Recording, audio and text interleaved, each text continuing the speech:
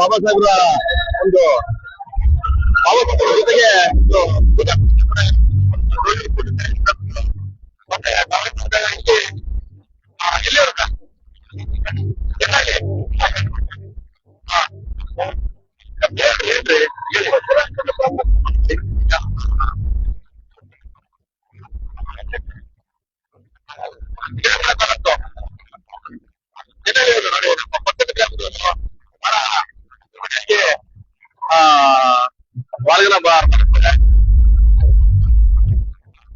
ಅವೇ ನೋಡ್ತಾ ಇದೀರಾ ಒಂದು ಬೆಳ್ಳಿಯ ತೇರಿನ ಪುತ್ಥಳಿಯಲ್ಲಿ ಇವತ್ತು ಬಾಬಾ ಸಾಹೇಬ್ರನ್ನ ವಿಶೇಷವಾದಂತ ಒಂದು ಕೆತ್ತನೆ ಇದು. ಅದು ಮರದ ಕೆತ್ತನೆಯಲ್ಲಿರುವಂತ ಒಂದು ಬಾಬಾ ಸಾಹೇಬರ ಪುತ್ಥಳಿ ಕೂಡ ನಾವು ಇಲ್ಲಿ ನೋಡ್ತಾ ಇದೀವಿ. ಬಹಳ ಅದ್ದೂರಿಯಾದಂತ ಕಾರ್ಯಕ್ರಮನ ಆಯೋಜನೆ ಮಾಡಿರೋದು ಗೆಂಡೆಹೊಸಳ್ಳಿ ಗ್ರಾಮ, ಅರಕೆರೆ ಹೋಬಳಿ, ಹಾಗೇನೆ ಶ್ರೀರಂಗಪಟ್ಟಣ ತಾಲೂಕು ಕೂಡ ಬರುವಂತದ್ದು. ಬಹಳ ಅದ್ದೂರಿಯಾದಂತ ಕಾರ್ಯಕ್ರಮನ ಆಯೋಜನೆ ಮಾಡಿದ್ದಾರೆ. ಪಟಾಕಿಗಳ ಹಬ್ಬ, ಮಕ್ಕಳ ವೇಷಭೂಷಣಗಳು ಕೂಡ ನಾವು ನೋಡ್ಬೋದು. ಸತತವಾಗಿ 3-4 ಗಂಟೆ ಪ್ರೊಸೆಷನ್ ಕೂಡ ಇರುತ್ತೆ. ಹಾಗೇನೆ ನೋಡಿ, ಟ್ರಾಕ್ಟರ್ಗಳಲ್ಲಿ ಮಕ್ಕಳನ್ನ ಕೂಡ ಕರ್ಕೊಂಡ್ ಬಂದಿದ್ದಾರೆ. ಮಕ್ಕಳು ಪ್ರತಿಯೊಂದು ಕೂಡ ವಿಶೇಷವಾದಂತ ವೇಷಭೂಷಣ ಕೂಡ ಹಾಕಿರುವಂತದ್ದು. ಏನಪ್ಪ ವೇಷ ಹಾಕಿರೋದು ನೀನು? ಭೀಮಾಬಾಯಿ. ನೀವು? ಮೀರಾಬಾಯಿ. ನೀವು? ಗಂಗಾಬಾಯಿ. ನೋಡಿ, ಕೇಳೋದಕ್ಕೆ ಬಹಳ ಖುಷಿ ಆಗ್ತದೆ. ಹಾಗಾಗಿ ಇವತ್ತು ಪ್ರತಿಯೊಂದು ಮಕ್ಕಳು ಕೂಡ ಒಂದು ದೇಶಭಕ್ತಿ ಹಾಗೇನೆ ಸಂವಿಧಾನದ ಒಂದು ವಿಶೇಷವಾದಂತ ಪರಿಕಲ್ಪನೆಗಳನ್ನ ನೋಡ್ತಾ ಇದೀವಿ ಅಂತಂದ್ರೆ ಅದು ನೋಡಿ, ಇಲ್ಲಿ ಬಾಬಾ ಸಾಹೇಬ್ರು ಅವರ ಒಂದು ಪುಟ. ನೀನು ಯಾವ ಪಾತ್ರ ಹಾಕೊಂಡಿದ್ಯಾ? ನೀನು ಬುದ್ಧ. ಪಾಪ ನೀನು? ಅವ್ರು ಬುದ್ಧ. ನೋಡಿ ಎಷ್ಟು ಚೆನ್ನಾಗಿ ಮಕ್ಕಳು ಎಷ್ಟು ಚೆನ್ನಾಗಿ ಕಾಣ್ತಾರೆ ಅಂತಂದ್ರೆ ಆ ಮಕ್ಕಳನ್ನ ನೋಡೋದೇ ಒಂದು ವಿಶೇಷ. ಹಾಗಾಗಿ ಈ ಒಂದು ಪ್ರೊಸೀಜರ್ ಮಕ್ಕಳು ಬಹಳ ಅದ್ದೂರಿಯಾಗಿ ಪ್ರತಿ ವರ್ಷ ಕೂಡ ಭಾಗಿಯಾಗ್ತಾರೆ. ಮತ್ತೆ ಕೇವಲ ಇದೊಂದೇ ತಾಲೂಕು, ಇದೊಂದೇ ಜಿಲ್ಲೆ, ಮಂಡ್ಯ ಜಿಲ್ಲೆ ಅಲ್ಲ, ಮೈಸೂರು ಜಿಲ್ಲೆ, ಚಾಮರಾಜನಗರ, ಈ ರೀತಿ ಬೇರೆ ಬೇರೆ ಜಿಲ್ಲೆಗಳಿಂದ ಕೂಡ ಬಂದಂತದ್ದು, ಬೇರೆ ಬೇರೆ ತಾಲೂಕುಗಳಿಂದ ಬಂದಂತದ್ದು ಕೂಡ ನಾವು ಇಲ್ಲಿ ನೋಡ್ಬೋದು. ತಾವೇ ನೋಡ್ತಾ ಇದೀರಾ, ಬಹಳ ಅದ್ದೂರಿಯಾದಂತ ಕಾರ್ಯಕ್ರಮನ ಆಯೋಜನೆ ಮಾಡಿದ್ದಾರೆ. ಹಾಗೇನೆ ಇಲ್ಲಿ ಪೂಜಾ ಕುಣಿತ ಕೂಡ ಇದೆ. ಪೂಜಾ ಕುಣಿತದಲ್ಲಿ ವಿಶೇಷವಾಗಿ ನಾವು ನೋಡೋದು ಬಾಬಾ ಸಾಹೇಬ್ರ ಒಂದು ಫೋಟೋ ಕೂಡ ಇದೆ ಪೂಜಾ ಕುಣಿತದಲ್ಲಿ. ಹಾಗಾಗಿ ಸಂತೆ ಕೊಂಡು ಸುಳ್ಳು ಕುಣಿತ ಬಹಳ ಅದ್ದೂರಿಯಾದಂತ ಕಾರ್ಯಕ್ರಮನ ಆಯೋಜನೆ ಪ್ರತಿ ವರ್ಷ ಕೂಡ ಮಾಡ್ತಾರೆ. ಇವತ್ತು ಲಕ್ಷಾಂತರ ರೂಪಾಯಿ ಖರ್ಚಾಗುತ್ತೆ ಇವೆಲ್ಲ ಮಾಡೋದಕ್ಕೆ.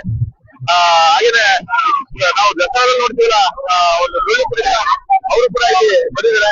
ಯಾವ ಯಜಮಾನ್ರೆ? ಕಾರ್ಪಡಿಯವರು, ಮಂಡ್ಯ ಅಂದ್ರೆ ಇಂಡಿಯಾ ಕಾರ್ಪಡಿಯವರು. ದಸರಾಗೆಲ್ಲ ಹೋಗ್ತೀರಾ?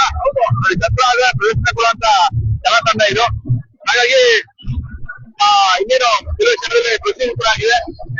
ಎಲ್ಲ ವ್ಯವಸ್ಥೆ ಪೊಲೀಸ್ ಪ್ರೊಡಕ್ಷನ್ ಕೂಡ ಬಂದು ಅರಕೆರೆ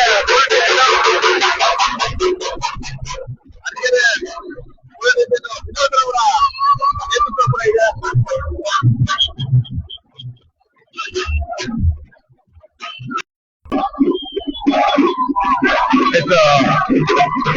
ದಸರಾ ಗೊಂಬೆಯ ಜಲಕರಣ ಕೂಡ ನಾವು ನೋಡ್ಬೋದು. ದಸರಾದಲ್ಲಿ ಮುಖ್ಯವಾಗಿ ಈ ಗೊಂಬೆಗಳ ಕುಣಿತ ಕೂಡ ಇರುತ್ತೆ. ಅದೇ ತರ ಇವತ್ತಲ್ಲಿ ನಾವು ನೋಡ್ತಾ ಇದೀವಿ. ಈ ಸ್ಥಳ ಬಂದು ಒಂದ್ ಕಡೆ ಗಡಿ ಭಾಗ ಅಂತ ಹೇಳಿದ್ರೆ, ನಿಮ್ಗೆ ಒಂದು ಗಡಿ ಭಾಗ ಅಂತ ಬಂದ್ರೆ ಅದು ಮಂಡ್ಯ ಜಿಲ್ಲೆ, ಇನ್ನೊಂದ್ ಕಡೆ ಗಡಿ ಭಾಗ ಅಂತ ಬಂದ್ರೆ ಮೈಸೂರು ಜಿಲ್ಲೆ. 2 ಜಿಲ್ಲೆಗಳ ಗಡಿ ಭಾಗದಲ್ಲಿ ಇರುವಂತ ಒಂದು ಗ್ರಾಮ, ಆ ಒಂದು ಪುಟ್ಟ ಗ್ರಾಮ, ಕೇವಲ ಒಂದು 80 ಕೂಡ ಇರುವಂತ ಒಂದು ಗ್ರಾಮ. ಅಲ್ಲಿ ಇಷ್ಟು ದೊಡ್ಡ ಮಟ್ಟದ ಒಂದು ಕಾರ್ಯಕ್ರಮದ ಆಯೋಜನೆ ಮಾಡಿದ್ದಾರೆ ಅಂತಂದ್ರೆ ಅದು ಪ್ರತಿ ವರ್ಷ, ಕೇವಲ ಒಂದು ವರ್ಷ ಅಲ್ಲ.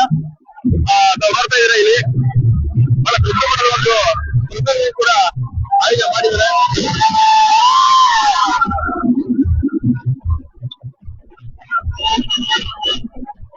ಮುಖ್ಯವಾಗಿ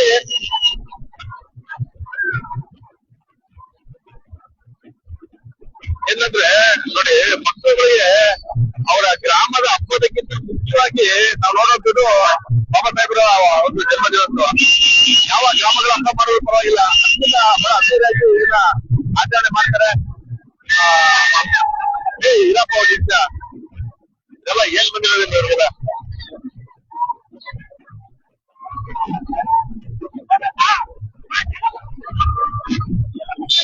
ಇದು ಬಹಳ ವಿನೋದ ಜವಾಬ್ದಾರಿ ತಗೊಂಡಿದ್ದಾರೆ ಪಾಪ. ಅವರು ಒಂದು ಅರಕೆರೆ ದೇಶದಲ್ಲಿ ಕೂಡ ವಿನೋದವರು ಜವಾಬ್ದಾರಿ ತಗೊಂಡಿರೋದು.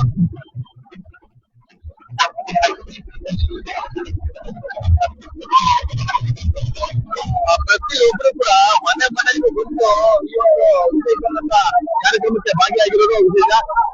ಜೊತೆಗೆ ತಾವೇನ್ ನೋಡ್ತಾ ಇದ್ದೀರಾ, ಈ ಒಂದು ಕಾರ್ಯಕ್ರಮದಲ್ಲಿ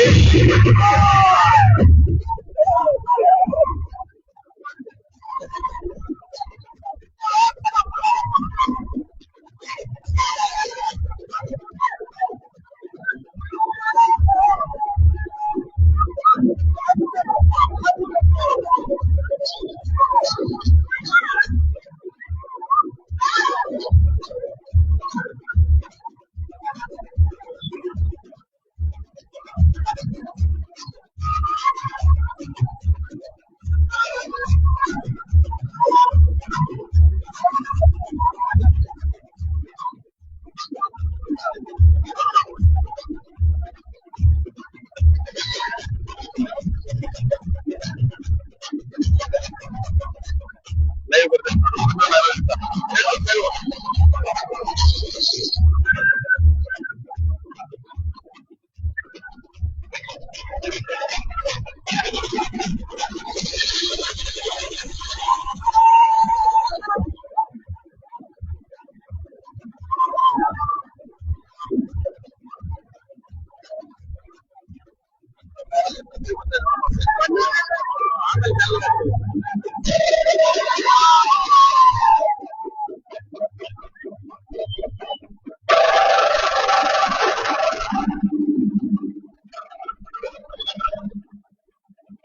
ಇನ್ನೊಂದೇನು ಅಂತಂದ್ರೆ, ಈ ಒಂದು ಹಬ್ಬನ ಇಡೀ ದೇಶಾದ್ಯಂತ ಆಚರಣೆ ಮಾಡ್ತಾರೆ. ಆ ದೇಶಾದ್ಯಂತ ಆಚರಣೆ ಮಾಡೋ ಹಬ್ಬ ಇಷ್ಟು ಪುಟ್ಟ ಗ್ರಾಮದಲ್ಲಿ ದೊಡ್ಡ ಮಟ್ಟದ ಕಾರ್ಯಕ್ರಮ ಆಯೋಜನೆ ಮಾಡ್ತಾರೆ ಅಂತಂದ್ರೆ ಕೆಲವು ಬಹಳ ಖುಷಿ ಆಗುತ್ತೆ. ನಾವು ನೋಡ್ತಾ ಇರೋದು ಎರಡು ಗಡಿ ಭಾಗ, ಒಂದು ಮೈಸೂರು ಜಿಲ್ಲೆ ಗಡಿ ಭಾಗ, ಇನ್ನೊಂದು ಮಂಡ್ಯ ಜಿಲ್ಲೆ ಗಡಿ ಭಾಗ.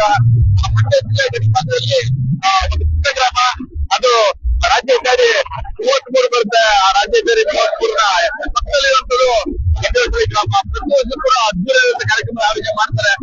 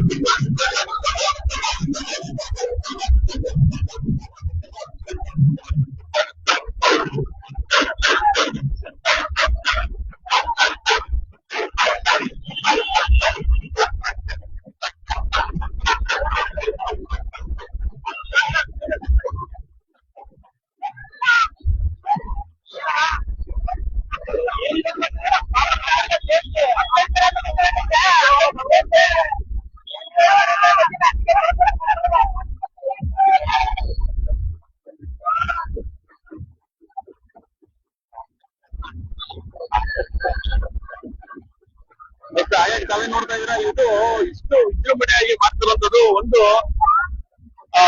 ಮಂಡ್ಯ ಜಿಲ್ಲೆ ಗಡಿಭಾಗ ಅಂತ ಆಗ್ಲೇ ಹೇಳಿದ್ರೆ ನಿಮ್ಗೆ. ಈ ಕಡೆ ಮಂಡ್ಯ ಜಿಲ್ಲೆ ಗಡಿಭಾಗ, ಈ ಕಡೆ ಮೈಸೂರು ಜಿಲ್ಲೆ ಗಡಿಭಾಗ, ಜೊತೆಗೆ ರಾಜ್ಯ ಹೆದ್ದಾರಿಯಲ್ಲಿ ಇರುವಂತ ಒಂದು ಗ್ರಾಮ, ಅದು ಗುಟ್ಟಿ ಗ್ರಾಮ. ಆ ಗ್ರಾಮದಲ್ಲಿ ಪ್ರತಿ ವರ್ಷ ಕೂಡ ಅದ್ದೂರಿಯಾದಂತ ಕಾರ್ಯಕ್ರಮ ಆಯೋಜನೆ ಮಾಡ್ತಾರೆ. ಅದು ಬಾಬಾ ಸಾಹೇಬ್ ಅವರ 130ನೇ ಇಷ್ಟು ವರ್ಷದ ಕಾರ್ಯಕ್ರಮನ ಇಷ್ಟು ಮತ್ತಷ್ಟು ರಂಗಿನ ಒಂದು ವಿಚಾರವಾಗಿ ಹೆಚ್ಚಳಿಕೆ ಆಗ್ತಾ ಇದೆ ಕಾರ್ಯಕ್ರಮಗಳು. ಜೊತೆಗೆ ಇಲ್ಲಿ ಪುಟ್ಟ ಮಕ್ಕಳುಗಳು ಕೂಡ ಅವರ ವಿಶೇಷವಾದ ವೇಷಭೂಷಣ ತೊಡುಗೆಗಳು ಕೂಡ ಕಟ್ಕೊಂಡಿರುವಂತದ್ದು. ಅಲ್ಲಿ ಬಾಬಾ ಸಾಹೇಬ್ ಅವರ ಒಂದು ಪುತ್ಥಳಿ ಕೂಡ ಇದೆ, ಸ್ಟ್ಯಾಚ್ಯೂ. ಆ ಸ್ಟ್ಯಾಚ್ಯೂ ಬಂದು ಮರದ ಸ್ಟ್ಯಾಚ್ಯೂ. ಅದನ್ನ ಒಂದು ಚಿನ್ನದ ಬೆಳ್ಳಿ ರಥದಲ್ಲಿ ಕೂಡ ಅಲಂಕೃತ ಮಾಡ್ಕೊಂಡು ಸರಿಸುಮಾರು 2 ಗಂಟೆಗಳ ಕಾಲ ಪ್ರೊಸೆಷನ್ ಕೂಡ ಇಲ್ಲಿ ಆಯೋಜನೆ ಆಗಿದೆ. ಎಲ್ಲ ಭದ್ರತೆ ವ್ಯವಸ್ಥೆ ಮಾಡಿರೋದು ಅರಕೆರೆ ಸ್ಟೇಷನ್ ವಿನೋದ್ ಕುಮಾರ್ ಅವರ ನೇತೃತ್ವದಲ್ಲಿ ಕೂಡ ಆಗಿರುವಂತದ್ದು. ಕರೆಕ್ಟರಿ ಭದ್ರತೆ ಇಲ್ಲ ಅಂತ ಕೂಡ ಸುದ್ದಿ ಮಾಡಿದೆ. ಹಾಗಾಗಿ ಇವತ್ತು ಬಹಳ ಹೆಚ್ಚು ಭದ್ರತೆ ಕೊಟ್ಟು ಇಲ್ಲಿ ಈ ಜಂಕ್ಷನ್ ಏನಿದೆ ಇದು 4 ಭಾಗದ ಜಂಕ್ಷನ್ ಆಗಿರುತ್ತೆ. ಹಾಗಾಗಿ ಈ ಕಡೆ ಹೋದ್ರೆ ನಾವು ಮಂಡ್ಯ ತಲುಪಿ, ಈ ಕಡೆ ಹೋದ್ರೆ ಮೈಸೂರು, ಶ್ರೀರಂಗಪಟ್ಟಣ ಆಗಿದೆ, ಶ್ರೀನರಸೀಪುರ. ಹಾಗಾಗಿ ಬಹಳ ದೊಡ್ಡ ಜಂಕ್ಷನ್ ಇದು. ಆ ಜಂಕ್ಷನ್ ನಲ್ಲಿ ಪೊಲೀಸ್ ಇಲಾಖೆ ಇದು ಸವಾಲೆ ಇದನ್ನ ಕರೆಕ್ಟ್ ಆಗಿ ವ್ಯವಸ್ಥೆ ಮಾಡಿರೋದು ಕೂಡ ವ್ಯವಸ್ಥೆ ಕೂಡ ಚೆನ್ನಾಗಿ ಮಾಡಿದ್ದಾರೆ. ಇನ್ನೇನು ಕೆಲವೇ ಕ್ಷಣದಲ್ಲಿ ಅಲ್ಲಿ ವೇದಿಕೆ ಕಾರ್ಯಕ್ರಮ ಕೂಡ ಇರುತ್ತೆ.